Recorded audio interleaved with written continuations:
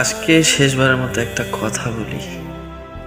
আপনি যদি আমাকে ছাড়া ভালো থাকতে পারেন, তাহলে আমি আপনার ভালো থাকাকে নষ্ট করতে চাই না। আমি জানি যে আমি মানুষটা ভালো না, তবে একটা কথা আপনি ভালো করে জানেন যে আমি আপনাকে ঠিক কতটা ভালোবাসি।